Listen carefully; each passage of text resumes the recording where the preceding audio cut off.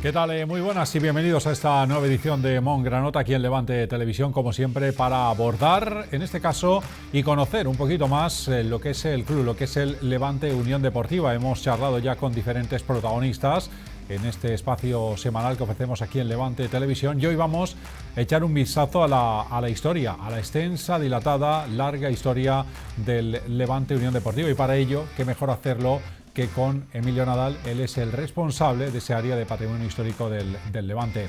Hola, ¿qué tal? Muy buenas, Emilio, y gracias por estar aquí con nosotros. Hola, Juanma, gracias por invitarme. Bueno, decimos muchos, son muchos años, 115, ¿no? Sí, son 115, sí. Levante se va haciendo mayor, 115, nos vamos haciendo mayores todos, pero Levante un poquito más que nosotros.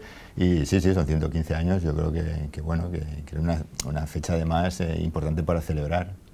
Fíjate que yo estaba recordando, echando memoria de cuando se celebró el centenario y ya ha llovido, ya han pasado 15 años de aquello, ¿eh? Sí, la verdad es que parece que fue ayer. Yo, de hecho, me incorporé al club pues más o menos por esa época, en septiembre de 2010. Y sí, han pasado 14, 15 años y recuerdo también además el 75, evidentemente me pilló más pequeño, pero sí que recuerdo toda esa efeméride en torno a aquel Levante que no tenía nada que ver con el actual, pero también recuerdo el 75, con lo cual yo también me estoy haciendo mayor. Bueno, un Levante que además quiso, ¿no?, un poco, aprovechando esta cifra redonda, recordar precisamente esta efeméride, ¿no? Sí, llevábamos tiempo planteando lo que era la fecha de fundación, ¿no? Yo creo que además la historia, pues una de las particularidades que tiene es que es viviente, ¿no? Que va cambiando, ¿no? Que puede ir mutando, ¿no? Y entonces nosotros llevábamos ya, yo creo que desde la literatura del centenario, toda esa literatura que surgió en torno a la celebración del centenario, yo creo que nos dimos cuenta que el 9 no era la fecha de nacimiento, ¿no?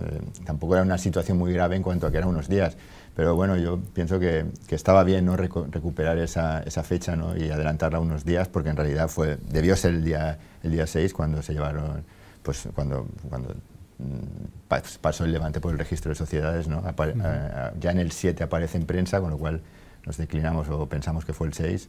Y bueno, llevábamos tiempo también trabajando en esa idea y aprovechando el 115, pues pensamos que era una buena efeméride y una buena circunstancia pues para readecuar esa fecha de nacimiento. Ajá. Todo ya más enmarcado, además lo estábamos comentando ahora un poco entre bambalinas, porque se hizo un trabajo sobre todo muy intenso por parte vuestra y por parte del club por esa famosa Copa, ¿no?, de la República, ¿no? Sí, la verdad es que sí, llevábamos mucho tiempo trabajando con el tema de la Copa. Yo en mi caso, las primeras referencias que tuve de la Copa pues serían de finales de los 90 y fue cuando me empecé a ir a la hemeroteca y a buscar, ¿no? Pero sí que es verdad que en los últimos años, a partir del 18-19, sobre todo cuando encontramos las actas de la FIFA, el club entró ahí en potencia, y también es cierto que la Federación Valenciana nos echó un cable. Por primera vez nos abrió sus puertas, nos permitió indagar en sus archivos, y sobre todo ellos fueron los que trasladaron esta nueva corriente de opinión en torno a esas actas que te digo de FIFA del 37, y claro, todo eso consumió los últimos años, ¿no?, estos últimos años anteriores, ¿no? Y en paralelo pues teníamos otros temas con los que estábamos trabajando, y uno de ellos era pues esa fecha, claro, de nacimiento, ¿no?, del 9 del 9 de 1909 a trasladarla a ese 6 del 9 de 1909.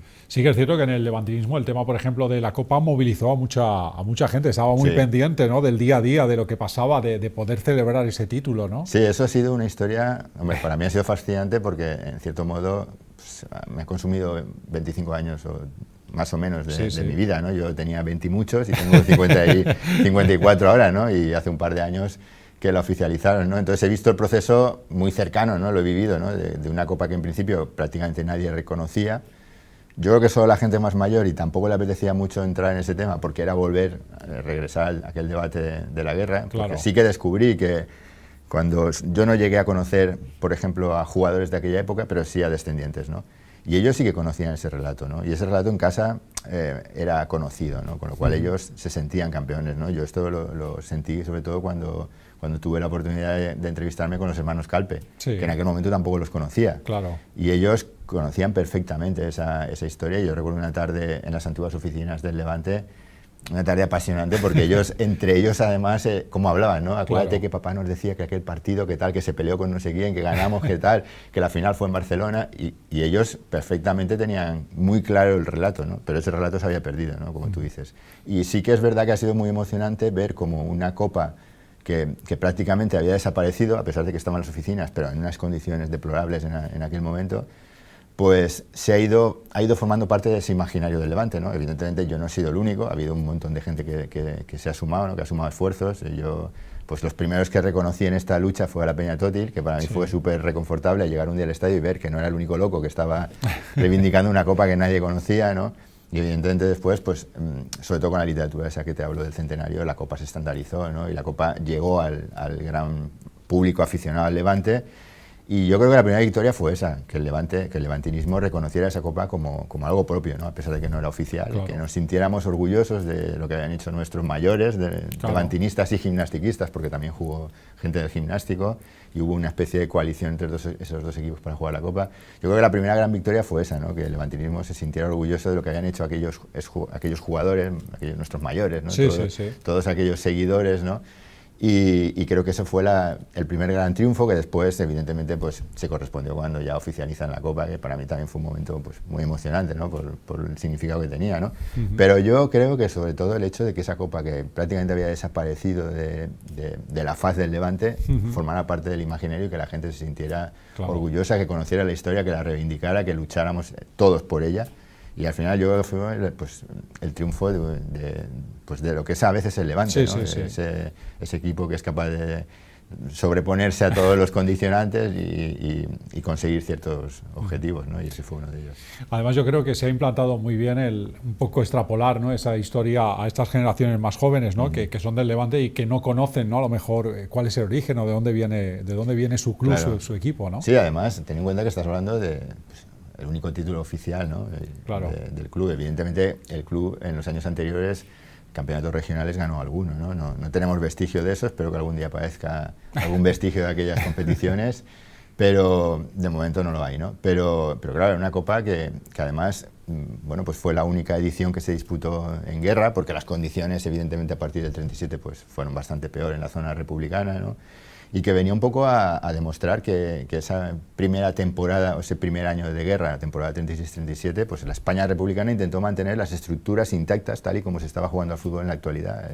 La Copa que nosotros conquistamos es la heredera de la que ganó el Madrid el año anterior en Mestalla, en una final bastante conocida contra el Barça, porque fue el último partido de Zamora, tal, había muchos condicionantes, ¿no? Y en realidad fue así, ¿no? Y todo eso además, para que veas cómo funciona todo esto, ¿no? Hace unos meses, en julio, aparecen unas imágenes, ¿no? Yo jamás pensé que vería unas imágenes de ese partido, ¿no? Yo tenía una imagen congelada de la alineación del Levante en el mundo deportivo, alguna imagen que habíamos visto, alguna foto.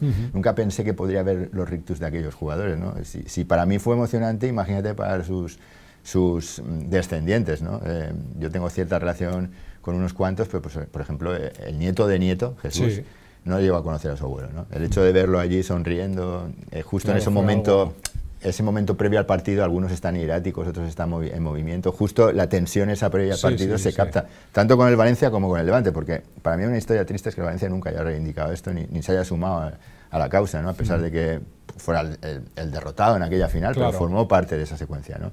Y también aparece ahí unas imágenes, ¿no? Entonces, nunca pensé, por ejemplo, que iba a haber unas imágenes y ha aparecido, con lo cual, pues, puede pasar de todo, ¿no? Puedes encontrar vestigios de la historia que nunca habías pensado que ibas a encontrar, ¿no? Y lo que te decía, en esas imágenes del nodo se está planteando la final de la Copa de España, como se había jugado hasta entonces, desde 1902, 1903, ¿no? Entonces, reforzaba un poco esa idea nuestra que nosotros estábamos planteando, de una idea de continuidad que tuvimos que luchar, sobre todo con la Federación, porque la Federación, sobre todo en la época de Villar, era imposible reconocer esta competición. Y nosotros lo que les planteábamos es que quizás no reconocían o no conocían con exactitud su propia historia, porque aquí nadie se escapó de lo que eran las estructuras del fútbol. Ese año hubo una competición regional en Valencia y en Cataluña, yo estoy hablando del ámbito republicano, donde aquí ganó el Valencia, en Barcelona ganó el Español, hubo una Liga del Mediterráneo que ganó el Barça, que también ha reivindicado. Lo que pasa es que yo creo que el Barça tiene otro nivel y ellos ya la han reivindicado, la han asumido como algo propio y ya está, no necesitan ningún tipo de etiqueta, ¿no? Y luego hubo una Copa, la España Libre, con unos condicionantes muy claros por los efectos de la guerra, que se disputó en el final de la temporada como epílogo a la competición, que era lo que normalmente sucedía. Entonces nadie se fue de ahí, ¿no? Era lo que nosotros luchábamos con la Federación, que había particularidades, todas las que quieras. Estamos en guerra, ¿cómo no va a haber particularidades y singularidades? ¿Jugaron pocos equipos? Evidentemente, jugaron pocos equipos. Que no jugaban la parte nacional, más evidente todavía, era imposible, ¿no?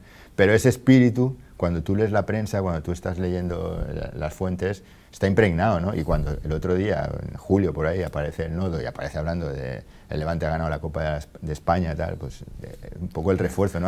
Salió un poquito tarde, ¿no? Claro. Pero por fin bueno, salió, más vale ¿no? tarde que nunca. Sí, estoy contigo. Para mí ha sido emocionantísimo. Una cuestión, ya enseguida hablaremos de apartados de actualidad. Lógicamente todavía estamos con esta dana, ¿no? que nos asoló el pasado 29 de octubre, y haciendo memoria vi esa riada, ¿no? que tuvimos en Valencia en el año 57 y que afectó en este caso de lleno, por supuesto, a todos los valencianos y valencianas, pero afectó al Levante como club. ¿Cómo se reconstruyó el Levante en aquel año? Porque vemos esas fotos, esas imágenes de Vallejo totalmente anegado, ¿no? Pues mira, nosotros tenemos en el área de patrimonio, hemos encontrado bastante documentación de aquella época, de lo que significó la riada, ¿no? Claro, ten en cuenta que Vallejo estaba en la calle Alboraya, muy cerca del cauce. El cauce se desbordó, Vallejo quedó totalmente anegado, ¿no? Claro. Hay unas imágenes además que ves que el campo no se ve, ¿no? Y el informe de Estellés, que es el arquitecto, pues habla de las estructuras dañadas, sobre todo el campo, con barro por un tubo, como 20 centímetros, o sea que era bastante. Las estructuras, por ejemplo, del vestuario completamente dañadas. Algunos pilares maestros de la construcción, que era una construcción de los años 20, ahí fue donde llegó el gimnástico a mediados de los años 20, también estaban dañadas, pilares además maestros, básicos, ¿no? Sí. O sea, hubo bastante, una de las gradas cayó directamente, ¿no? Entonces, acometer la reconstrucción de Vallejo fue complicado, ¿no? Los informes hablaban de 1 millón de pesetas, que en aquella época era mucha pasta, porque hablaban alrededor de unas 600-700.000 pesetas las estructuras o la infraestructura o la reconstrucción del estadio, pero es que justo a la entrada del campo estaban las oficinas, ¿no? Y todo el material también se fue por el aire, ¿no? Yo creo que incluso históricamente pues debimos perder bastante archivo también, ¿no? Histórico, por desgracia, claro. ¿no? Entonces se habló de una reconstrucción de 900.000, 950, 1 millón. Lo cierto es que el campo estuvo 1 mes y medio parado. Evidentemente empezaron las obras de reconstrucción con la Federación Española, además, pues siguiendo muy de cerca todo el proceso. Sí. Y de hecho el campo volvió a abrirse el 1 de diciembre, un Levante Córdoba. La riada fue el 14 de octubre, pues hasta el 1 de diciembre no volvieron a jugar. Y esa fue un poco la reentrée de Vallejo, ¿no? Evidentemente todavía con mucho, el proceso de construcción fue un poco más largo, pero sí que pudieron volver a jugar, que era capital, claro. Porque en aquel momento los jugadores cobraban sobre todo en base a las taquillas, ¿no? Entonces incluso el Levante contactó con la plantilla para ponerles para advertirles que evidentemente en noviembre iban a jugar todos los partidos fuera, claro. Que no había dinero líquido para pagar nóminas y que tuvieran un poco de paciencia porque nos iba a costar, o el levantinismo le iba a costar un poco ponerse en orden, ¿no? Y que a partir de cuando, sobre todo, volvieran a jugar en casa, pues volverían a tener esa liquidez para poder hacer pagos, ¿no? En aquel momento casi todo se basaba en los abonos y en los pagos. O sea que la secuela fue que durante todo ese mes de noviembre los jugadores pues tuvieron problemas con las nóminas, claro. Luego se las pusieron al día, pero evidentemente. Bueno, hubo que salir adelante. Sí, hubo que salir adelante como se pudo. Como se pudo.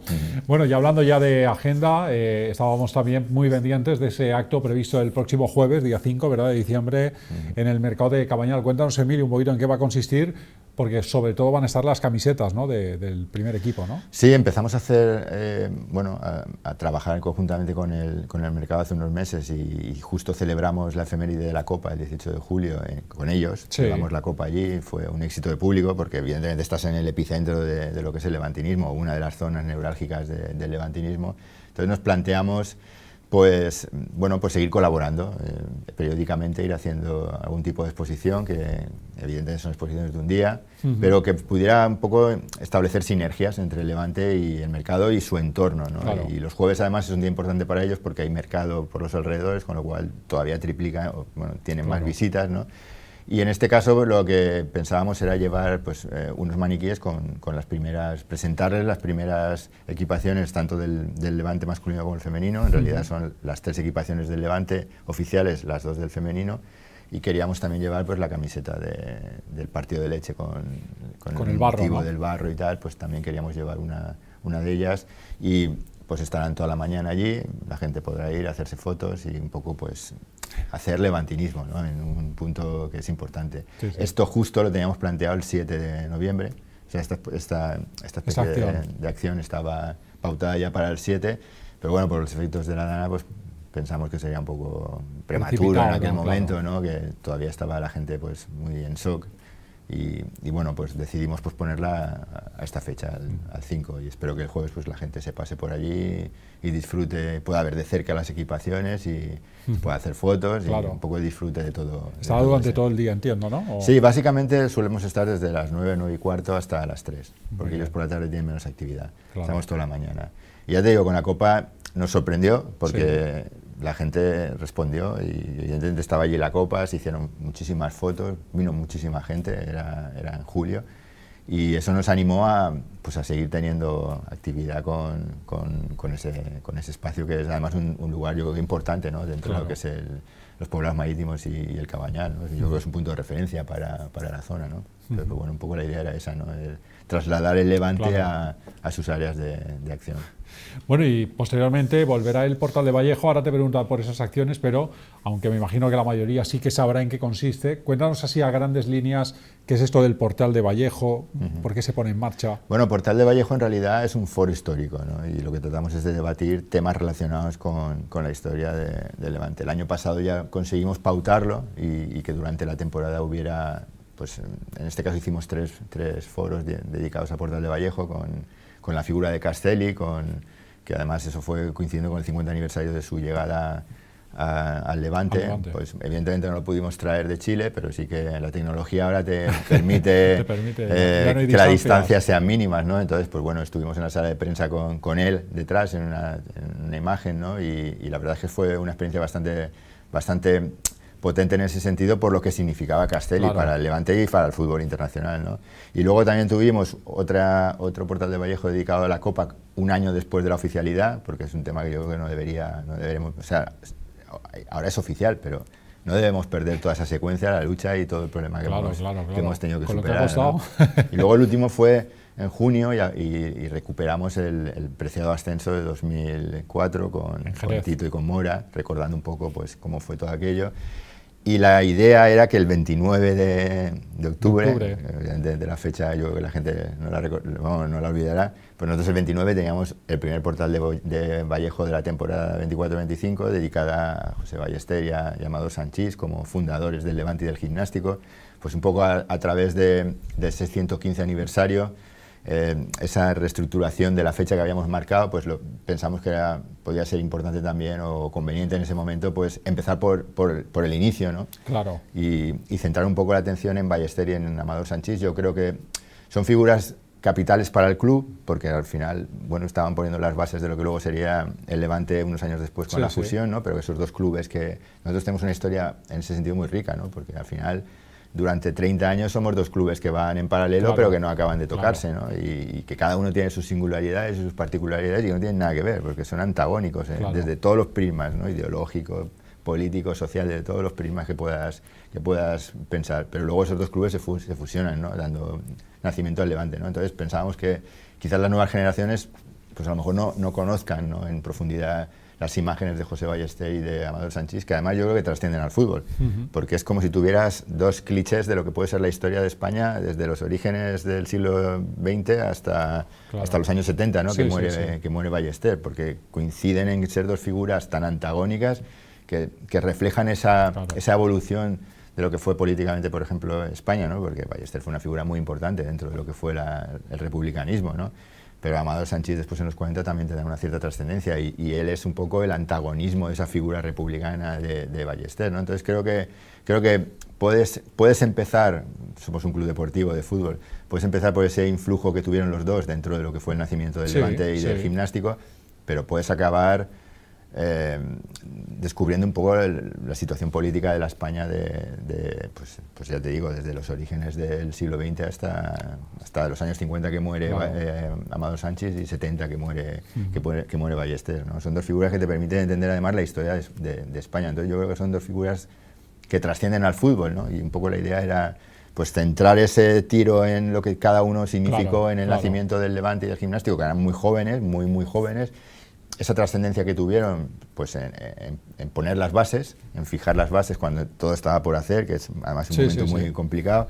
Sí que es cierto que la figura mayor de Amador Sanchís nunca se desliga del fútbol, porque luego está pues muchísimos años escribiendo él en realidad es abogado, pero está muchísimos años escribiendo de deportes y sobre todo el gimnástico en Diario de Valencia, y un poco es toda esa ideología, todo el credo del gimnástico, pues lo crea él, ¿no? A través de las páginas de Valencia, y después en los años 40 es cierto que es presidente de la Federación Valenciana, prácticamente todos los años 40 es presidente, y después volverá a ser presidente del Levante, en un impasse en los años 50 y muere en el 58, pero nunca se aleja del fútbol, ¿no? La figura de Ballester sí que es verdad que luego además se exilia y quizás se pierde un poco ese vínculo con el fútbol desde un prisma más social, ¿no? O de una perspectiva más mediática, ¿no?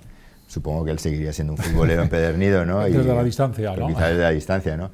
Pero entonces, por eso te decía que es un poco recuperar esas dos imágenes, ¿no? Antagónicas y ver y reflejar esos dos mundos del mundo conventual del gimnástico, del mundo más republicano de Levante a través de sus figuras señeras que eran ellos.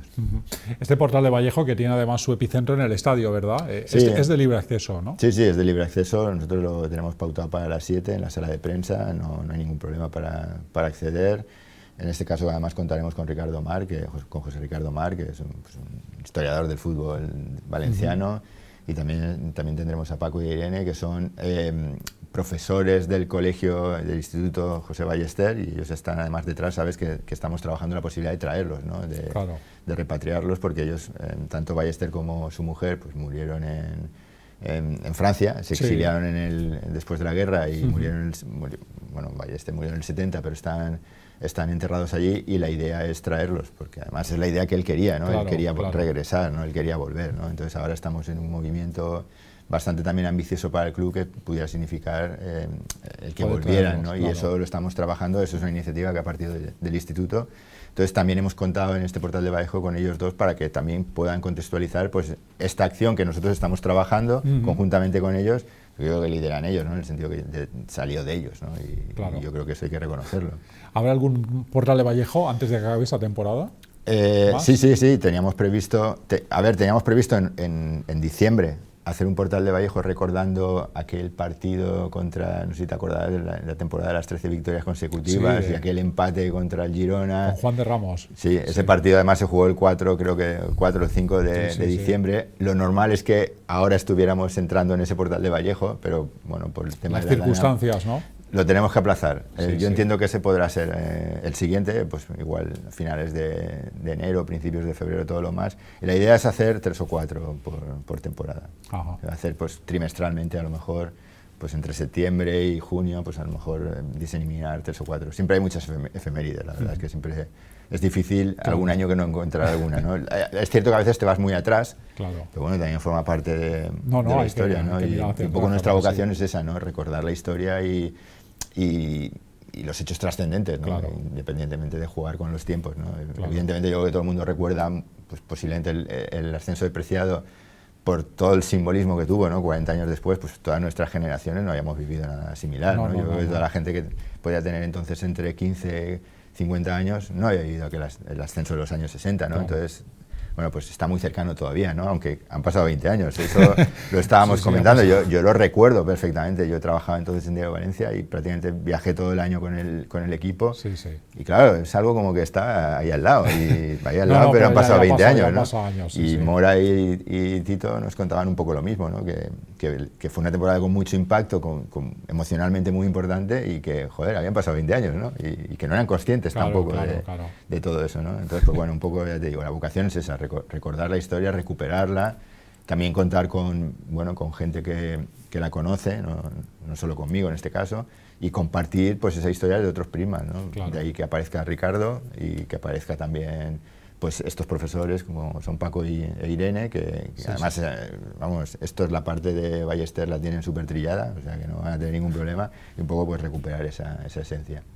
Emilio, estamos acabando, así que muy rápidamente, pero sí que me gustaría recordar que en la web del Levante hay un apartado, ¿verdad?, para poder ver esos trocitos de la historia, un museo también virtual, ¿verdad?, para poder un poco el que quiera pues recordar cosas, ¿no? Tenemos el museo virtual que todos los meses vamos cambiando lo que es la home, la cabecera y tal, para presentar nuevos estudios y nueva documentación que vamos encontrando y que luego eso se va alojando en sus espacios.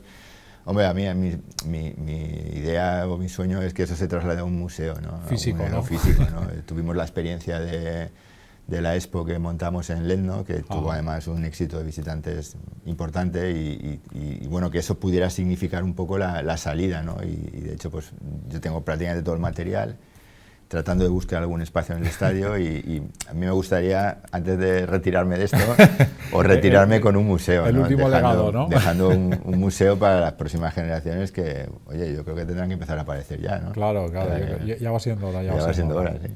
Pues Emilio, que ha sido un auténtico placer que nos hayas acompañado en el Mont Granota de esta semana, que tendríamos seguro para hablar muchos y muchísimos más temas, pero el tiempo, pues ya sabes que a veces es limitado, pero te invitamos a otro programa, si te parece. Cuando quieras me invitas y yo vuelvo. Venga, gracias. Un placer y muchas gracias. Bien. Hasta la próxima. Emilio Nadal, hoy nuestro protagonista en este Mont Granota de esta semana aquí en Levante Televisión. Ya lo saben, para hablar un poquito de historia, él es el responsable de ese área del patrimonio histórico del Levante Unión Deportiva. Nada más, como siempre, gracias por su atención y hasta el próximo programa. Adiós.